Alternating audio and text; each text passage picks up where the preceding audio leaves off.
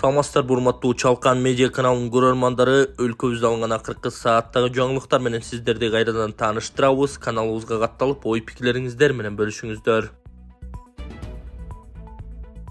Кыргызстандык балдар 3 сабак боюнча эл аралык олимпиадада алтын, күмүш утушту. Кыргызстандык окуучулар Казакстанда өткөн эл аралык Жабытыков олимпиадасында математика, физика жана информатика боюнча 1 алтын, 4 күмүш, 6 коло медаль алды. Бул тууралуу Билим берүү министрлигинин маалымат кызматы кабарлады. Ага ылайык, олимпиада 13 январдан 17 январга чейин өтүп, ага Казакстан, Кыргызстан, Өзбекстан, Түркмөнстан, Тажикстан, Россия, Беларусь, Армения, Азербайджан, Туркия, Грузия, Болгария, Румыния, Сербия, Монголия сыяктуу 15 өлкөдөн 700гө жакын окуучу жана 150 мугалим катышкан. Кыргызстандын атынан 4 команда күч сынашкан, жыйынтыгында алар 1 алтын, 4 күмүш, 6 коло медаль уткан. Урматтуу Москвадагы мекендештер, Кыргызстанга жүк салууну каалап, бирок кимден жиберүүнү ойлонуп жаткан болсоңуз, биз сиздерге ишенимдүү ишкерди сунуштайбыз. Бул ишкердин аты жөнү Зайырбек Маматкаримов. 12 жылдан бери иш алып барган командасы сиздин аманатка кыянатты кылышпайт. Кыргызстанга салган жүгүңүздү күндүн аптабына же кыштын ызгаарына калтырбастан атайын жүк сактоочу кампасы Бишкек шаары Профсоюз көчөсү 38/1 дарегинде жайгашкан. Жүктү Москванын бардык жеринен өздөрү алып кетет. Алган жүктү Кыргызстандын 7 дубанына жеткирүүнү да кепилдешет. Кыргызстанга жумасына 2 машина жиберилет. Жүк баасы көлөмүнө жараша 500 рубльдан өйдө баланат. Дареги Нижегородское метросу, Перовское шоссе 9, строение 7. Байланыш номерлери +7 926 788 70 70. +7 929 624 63 64. Жыргалаң тоолорунда фрирайд боюнча эл аралык мелдеш өттү. Ысык көл облусунда Жыргалаң Капчык айынын тоолорунда Silk Road Freeride 25 эл аралык фрирайд мелдеши өттү. Фрирайдерлер тоонун боорунда өз өнөрлөрүн көрсөтүштү. Мелдеште Каракол шаарындагы лыжа боюнча машыктыруучу Вадим Караульных 1-орунду жеңип алды. Ошентип Караульных фрирайд боюнча эл аралык мелдештерге катышууга лицензия алды. Бул тарыхый окуя, анткени ал Кыргызстандан биринчилерден болуп эл аралык мелдештерде өлкөнүн намысын коргоо үчүн мүмкүнчүлүк алды.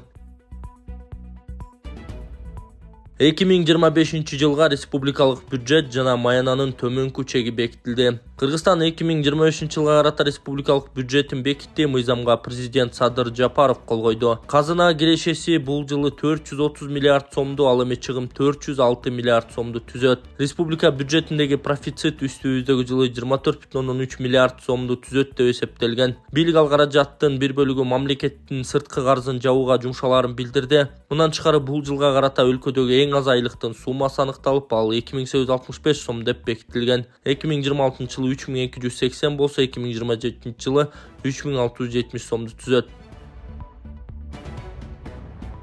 Көкжар конушунда көп кабаттуу үйдө газ жарылып, тургундар жабыркады. Көкжар жаңы конушундагы көп кабаттуу үйдө газ жарылганын Октябрь райондук ички иштер башкы башкармалыгынын маалымат кызматы кабарлады. Билдирмеге караганда, Сейтек көчөсүндө жайгашкан үйлөрдүн биринде жарылуу болгондугу тууралуу маалымат 102 кызматына саат 8:54 түшкөн. Окуя болгон жерге дароо ыкчам тергөө тобу барып, биринчи кабаттагы батирдин ашканасында газ түтүкчөсүнөн газ жарылганын аныкташкан. Тергөөгө чейинки текшерүү иштери башталып, соттук техникалык экспертиза дайындалды деп жазылат маалыматта. Милиция жабыркагандар ооруканага жеткилгенин билдирип, бирок канча киши жапа чеккенин так көрсөткөн эмес. Буга чейин активист Эртай Искаков газ жарылган үйдүн видеосун жарыялап, бул газ менен жылытылган үй экенин көрсөтүп берген. Акылбек Жапаров камакка алынабы же качабы? Салык кызматындагы коррупциялык ири иштер боюнча жакында Акылбек Жапаровду камакка алуу вазыйпасы көрүлөрү каңууланууда. 3,2 миллиард сомдун изди кайда кеткени аныкталып калса керек. Мына ушундай көмүскөдөгү аракеттерден соң Акылбек Жапаровдун бир тууган иниси Рахатбек Жапаровду жазаларды аткаруу кызматынын орун басарлыгынан кетиришип, түрмөгө орун даярдашкан кербезеби. Моралдык, мыйзамдык жагы ыкташпай калмакта, туурабы? Кызыкчылыктар кагылышы жана ыраатсыздык орун алаарын алдыртан болжошуп, Рахатбекти жолго салышты окшойт. Эми Акылбек Жапаров оңой эле колго түшүп береби же ушул күндөрү качууга бел байлайбы? Абай сала тууралуу деп жазган Арба Кежи сайты. Бишкекте милиционерлерди сөгүп, чуу салган киши айдоо укугунан 3 жылга ажырады. Бул тууралуу Бишкек шаардык ички иштер башкы башкармалыгынын маалымат кызматы кабарлады. Буга чейин социалдык тармакта мас айдоочунун кайгылуу милиционерлерин сөгүп формаңарды чечкиле мушташабыз дегенге чейин барган видеосу тарган. Билдирмеге караганда 34 жаштагы киши майда бейбаштык боюнча кармалып Lexus LX 600 жол тандабасы айып корого токтотулган. Ошондой эле 5 суткага камалган. Чуу салган киши буга чейин да айдоо укугунан 1 жылга ажыратылганы белгилүү болду. Шаардык милиция эми ал 3 жылга чейин автоунаа башкара албай турганын маалымдады. Видеодо айдоочу ИИМдин бардык кызматкерлеринен жалпы элден кечирим сураган.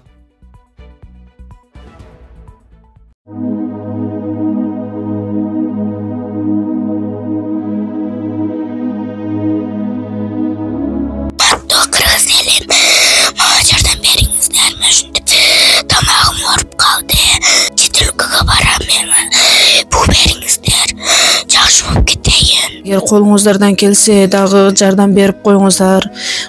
Өтө оор шарттабыз. Азырда дам кысылып, тезирээк барып операция кылдырышыбыз керек. Чет өлкөгө $45,000 сурап атат. Чет өлкөгө апарыш үчүн ол каражат бизде жок. Эгер колуңуздардан келсе жардам берип коюңуздар. Сиздерден сураныч. Диагнозу голосовой гортани деп чыккан. Тамагыда бул сүйлөй турган голосойдо. Ушул өскөндө сүйлөй албай калат. 1 метр жерге да ушу угулбай калат. Бир ан жерде калып кетеби деп коркомун. Үйүнө да чыкпайт. Мектепке барса балдар камситация, сакоосу жакшы сүйлөй албайсың деп. Ошо кызым элдин арасына кошулуп кыз болуп кетиш үчүн жардам берип коюңуздар. Өтө суранам сиздерден. $45,000 керек чет өлкөгө апарганы. Үй жайларыбызга эч нерсебиз калбады. Сиздерден сураныш, жардам берип коюңуздар. М-банк Анаркан деп чыгат, Сбербанк Гүнназик деп чыгат. М-банктагы номерге чалсаңыздар тактап мен өзүмдө болот. Сураныш, сиздерден жардам берип коюңуздар. Жакшы болуп кетсин деп Кудайдан түнү күнү Кудайдан тилеймин. Битте кызым бар. Ошо кызым үчүн жардам берип коюңуздар. Венгер Кыргыз өнүктүрүү фондуна кошумча $34 миллион берилет. Будапешт шаарында 17 январда Венгер Кыргыз өнүктүрүү фондунун 3-чү жыйыны өттү. Ага Кыргызстандын министрлер кабинетинин төрагасынын орун басары Бакыт Төрөбаев баштаган делегация катышты. Анын алкагында Венгриянын тышкы иштер министри Петер Сиарто менен жолугушууда бул фондко кошумча $34 миллион алуу тууралуу макулдашылганы айтылды. Эки мамлекеттин өз ара соода экономикалык жана инвестициялык мамилелердин динамикасын эске алуу менен Кыргыз-Венгер өнүктүрүү фондунун уставдык капиталын көбөйтүү маселеси каралды. Дагы $34 миллион кошумча капиталдаштыруу тууралуу макулдашылды. Эки мамлекеттин бизнес коомчулугуну бириктирүү үчүн ишкер кеңешин түзүү жана жыйынын өткөрүү мүмкүнчүлүгү каралды. Сүйлөшүү жүрүшүндө Кыргызстандын экологиялык таза өнүмдөрүн Европага экспорттоону көбөйтүү жашы талкууланып, бул багытта европалык сапат жана коопсуздук стандарттарына шайкеш келген логистикалык борборлорду түзүүнүн келечеги тууралуу сөз болду деп жазылган Кыргыз өкмөтү тараткан билдирүүдө. Былтыр ноябрда Венгриянын премьер-министри Виктор Орбан Кыргызстанга расмий иш сапары менен келген. Кыргызстандын президенти Садыр Жапаров Будапештке 2023-жылы февралда жана августта барган. Венгер Кыргыз өнүктүрүү фонду 2021-жылы түзүлгөн жана баштапкы уставдык капиталы $50 миллион болгону айтылган. Кыргызстан менен Венгриянын ортосунда дипломатиялык мамиле 1991-жылы түзүлгөн. Бул өлкөнүн элчилиги Бишкекте 2020-жылы ачылган. Ошол эле жылы стратегиялык өнөктөштүк тууралуу декларация кабыл алынган. Ош шаарында таштандыдан электр энергиясын өндүрүү талкууланды. Ош шаардык мэриясынын маалыматы боюнча шаар башчысы Бакытбек Жетигенов Кытайдын Хунан Цюсин компаниясынын директору Дай Даого менен таштандыны күйгүзүү аркылуу электр энергиясын өндүргөн заманбап ишкананы куруу долбоорун талкуулашкан. Ишкана курулса күнүнө кубаттуулугу 2000 тонна таштанды жана көмүрдү иштетип 50 мегаваттка чейин энергия чыгара алат. Хунан Цюсин компаниясынын өкүлдөрү кечээ Ош шаарындагы ТЭЦ жана Ош тазалык муниципалдык таштанды полигонун көрүп чыгышкан. Соңунда тараптар долбоорду даярдоо, инвестициялык кызматташтык келишимин жана жумушчу топ түзүү боюнча макулдашты. Кемпироватчылардын иши жабык эшик артында каралабы? Бишкек шаардык соту Кемпироват окуясы боюнча отурумду жылдырып, айыпталуучу катары 22 адам өтүп жатат. Айыпталуучу Равшан Жээнбековдун айтымында, бул алардын иши боюнча сот арачылары институтун киргизүү тууралуу өтүнүчүнөн кийин жасалган. Анын айтымында Кемпир-Абад иши боюнча айыпталуучулар Бишкек шаардык сотуна ишти 2025-жылдын 1-январынан тартып күчүнө кирген Кыргыз Республикасынын жазык процессуалдык кодексинин нормаларына ылайык кароо өтүнүчү менен кайрылышкан. Анда соттук териштирүүнү соттор кеңешинин катышуусу менен өткөрүү талабы бар экендигин билдиришти. Мындан тышкары ИИМдин башкы тергөө башкармалыгынын тергөөчүсү Жапеков ишти Бишкек шаардык соту жабык эшик артында кароо өтүнүчү менен кайрылган. Учурда Бишкекте канча ипотекалык батир курулуп жатат? Бүгүнкү күндө Бишкекте мамлекеттик ипотекалык программанын алкагында 17400 батир курулууда. Бул тууралуу мамлекеттик ипотекалык компаниянын төрагасынын биринчи орун басары Тилек Жээнбаев биринчи радионун түз эфиринде билдирди. Бишкекте учурда 17400 батир курулуп жатат. Жакында эле 3 таректе 2139 батир курулуп бүттү. Жарандарды жайгаштыруу 2024-жылдын декабрь айынан башталган. Быйылкы жылдын февраль айына чейин жүргүзүлөт. Турак жайлар электрондук кезек менен берилет. Даяр батирлер ээлерине тапшырылгандан кийин электрондук кезек кайра жаңыртылат, деди Жээнбаев.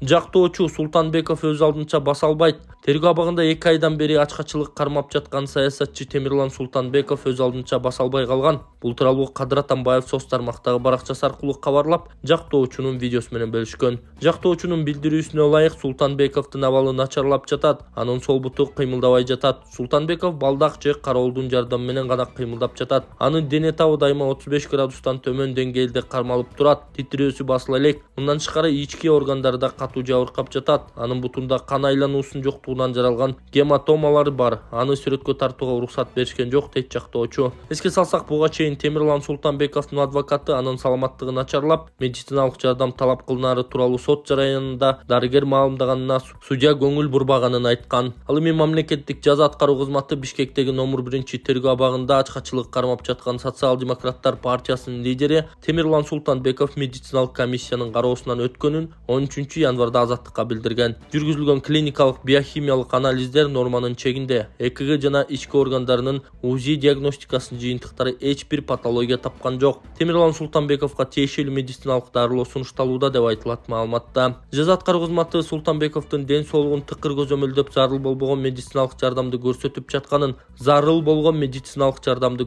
жатканын, ошондой эле түшүндүрүү иштери жүргүзүлүп жатканын билдирди. 26 жаштагы Темирлан Султанбеков партиянын мүчөлөрү Ирина Карамушкина жана Роза Түрксевер 2024-жылдын 13-ноябрынан бери камакта. Султанбеков 13-ноябрда милиция кызматкерлери кармаган күндөн тартып ачкачылык жарыялаган. Жакындар ал суу жана шире гана ичип жатканын, бул аралыкта ал 12 килограмм арыктап саламаттыгы начарлаганын айтып, бийлик башындагылардан аны бошотууну суранышкан.